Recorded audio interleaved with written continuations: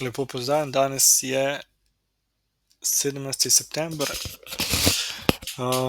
To bo že vlog številka 35. V tem vlogu bi rad z vami delil par informacij oziroma kaj vse sem mogel urediti pred potovanjem v Ameriko. Letos bomo šli na potovanje torej po vzhodni obali. Potovali bomo en mesec. Prek Bookinga smo si organizirali in pa že rezervirali namestitve. Nekaj potovanj bomo imeli z avtobusi, nekaj z letalom eno potovanje in pa za del potovanja bomo najeli oziroma rentali avto. Kot sem že povedal, v tem vlogu bi vam rad povedal, kaj vse sem mogel urediti pred tem potovanjem. Torej, prva najbolj pomembna stvar je potni list. To je fizični potni list, ki ga dobiš. Zatem je potrebno na internetu urediti tudi ESTA.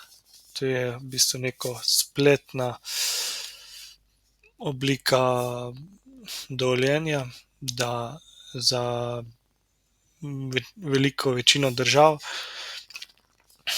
v kateri moraš izpolniti neke podatke še in pa podatke iz potnega lista. In potem, ko imaš ta ESTA odobrena, ko prideš na mejo, poleg potnega lista se preveri še tisto in tako imaš potem dovoljenje za bivanje v Ameriki 90 dni. Potovali bomo torej iz Ljubljane do Zagreba z GoOptijem. Od Zagreba do Amsterdama je prvi let, potem imamo prestop, 1 uro pa pol je vmes časa. Od Amsterdama do Bostona je pa potem 8-urni let. Sicer to je moje prvo potovanje v Ameriko, tako da se tega kar veselim.